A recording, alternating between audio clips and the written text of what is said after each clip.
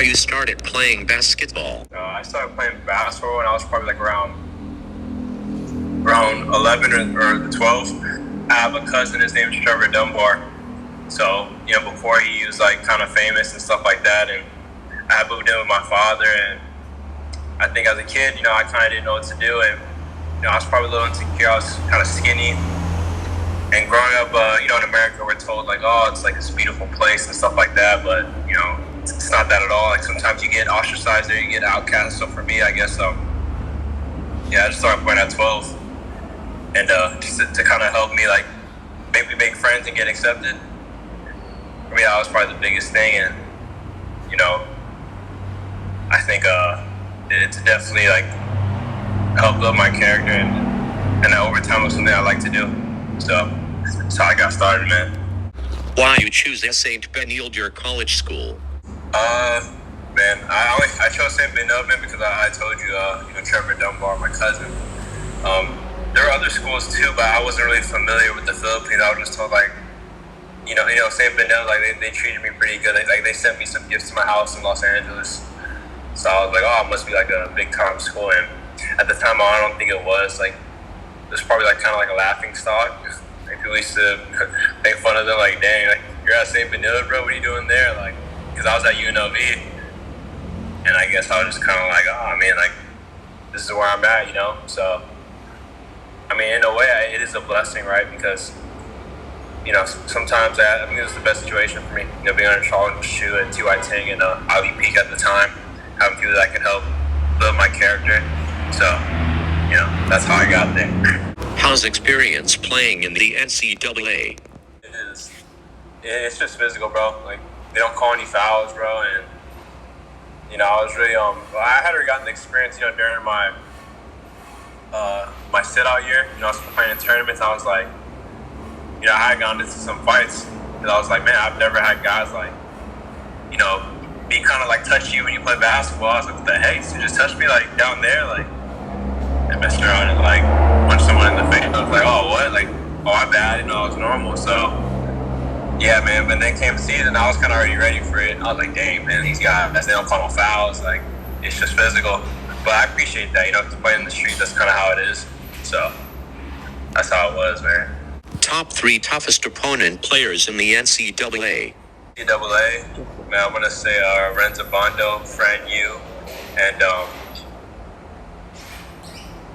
I'm gonna just say all those Latron guys, bro. And I guess there's that big dude Sangri-La, bro. I was like, those 3 guys on that team, because like those 3 guys were all physical, and like we were winning, and I can tell they were just smart players. Like they started getting other guys in their feelings, like just doing little stuff to get taken. I was like, dang, what the heck? And then the whole momentum changed. I was like, dang, bro, these guys like are tough. And I was having a decent game. I was like, damn, you just threw off my whole rhythm. And I was like, I just had to give them respect. That was our first game, and I mean, everyone was pretty tough with those guys. Like, during the game, man, you got smart, you got dummies out here. They could play, so they were tough, man. Yeah, that was one of the toughest. Those were the toughest dudes. Who was St Benilde teammate you learned the most? I guess the teammate I learned the most from was they're a little older, but it was Yankee Haruna and Justin Gutang. Those guys are from the States, so they're kind of tell me how it is. Especially Yankee. He had to see me get into some altercations. Like, yeah, bro, you gotta learn to kind of keep your cool. That's how they are here. Like people are. Maybe they think, they have this perception of me, like, oh, like he's American, he's rich, or something like that. So they might be jealous of something that doesn't exist. Like, little do they know, I come from poverty too, man. Like I've struggled too, like, and it's just a funny thing when you come here. People look at me, they're like, oh, you're from America, like they see money. And for other guys, it's true, but for me, I'm like, nah, man, I don't know what you're talking about, man. People get shot and killed all the time. Like kids die young where I'm from all the time. And I think like Yankee was just kind of like, content, hey, bro, like, try to keep your cool, like, whatever you're going through, like, we talk about it, between us, right? As a man, right? You need brotherhood. You need people, you need men that will kind of suffer with you through those times. So, and Justin was a cool dude too, just being with him, and, so I really appreciate those guys. What do you learn from Coach Tiu? I think he probably helped me think the game better. I mean, especially here in the Philippines. I'm like, man, like, first time seeing him, I was like, hey, this dude's, like, I was telling Yankee, like, yo, man, how is this kid, like, coaching us? Like, is he a player and a coach? He's like, bro, he's just a coach, man. He's an adult. I was like, what? I thought he was, like, younger than me, bro. And he's like, he is older than me, like 5 years. I was like, man, this dude look like a kid. And, like, and then low-key, sometimes, like, I mean, honestly, like, Mike, I've never had, like, in the States, you don't really see Chinese coaches, like, coaching. But I was like, man, this guy's smart. Like, he was talking about, like their offense, oh, you should do this, this, and this.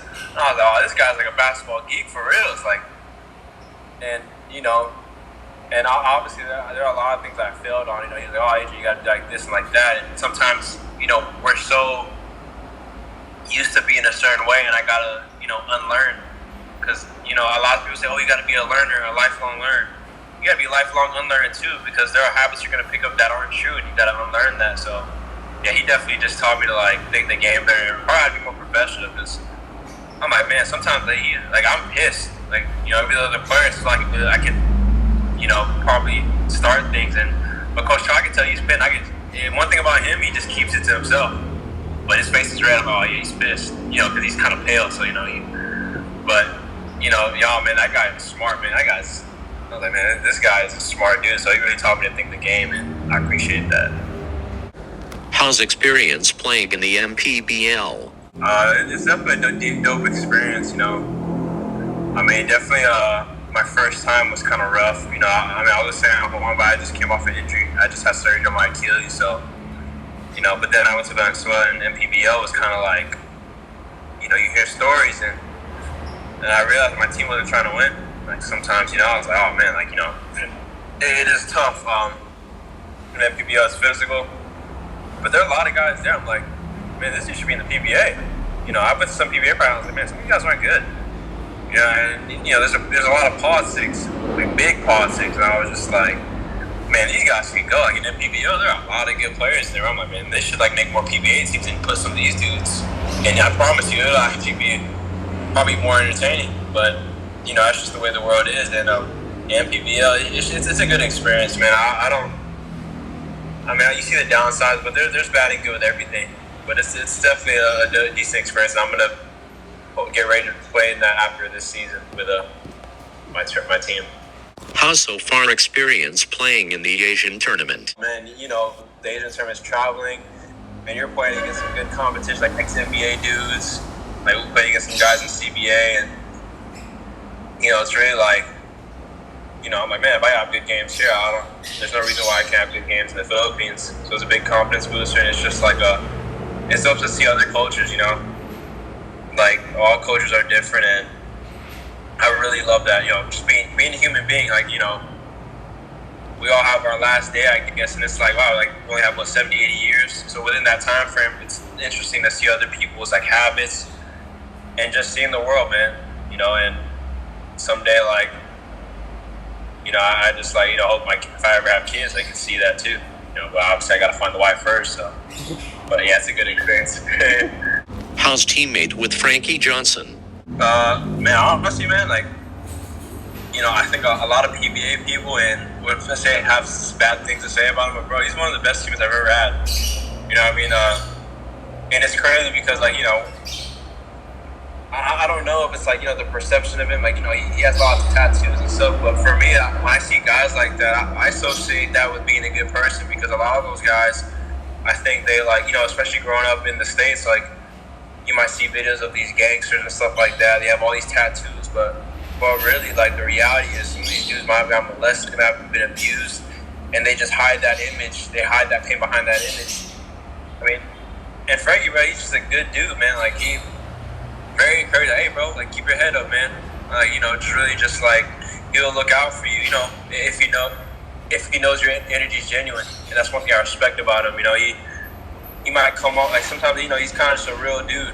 Even if it's, like, he might come off there, I'm like, man, at least he's honest with his feelings. Like, there are people around here who could not like you, maybe even be a little racist and smile in your face. I'm like, man, like, for me, I don't like that, but at least a guy like Franky said, "Hey man, I don't like you." Man, I appreciate that. Like, you know, so yeah, Franky's one of the best teammates I've ever had, man. Can you beat him on one-on-one? Can I beat him one-on-one? Oh, absolutely. For sure, bro. It's not even a question. That's my guy, though. But yeah, I'll cook him, man. Why you choose jersey 11? I chose 11. I chose 11 because I guess I just think about like there's myself and God. Cause I think sometimes like we get in times of loneliness and isolation, and I don't care what anyone says, but that's probably the worst pain a human can go through when you feel like you're unloved and stuff like that. So I guess I try to think like, oh, like when I'm out there, I'm not trying to please people. You know, I'm trying to like maybe please God, because like my whole life I think we're geared to please people. Like we're geared to make people proud, and the reality is, bro, you're not gonna make everybody happy. Like you're just not. Like no matter how hard you try. And when I think about God, I don't think about like how people think of it from a religious standpoint. I think of it as just like a, you know, this all powerful being that's just, you know, that wants us to do good and aim for wisdom. But you know, I think like so I just think like that, bro. I just think like with myself, and I'm looking to please God. You know what I mean? Maybe if I please God, you know, I'll please the people that need to be pleased, you know, in the right way. So If you get a chance to be a PBA player, who do you want to face there? if I get a chance to play the PBA, I want to face everybody, bro. Honestly, I want to play everyone. Like I'm not, you know, there's not really a specific person. I mean, there are some guys that I know, like Simon, Cecil, and Robbie. You know, they're both from the area, but you know, yeah, I want to play everyone, bro. There's not a specific person. Thank you for watching.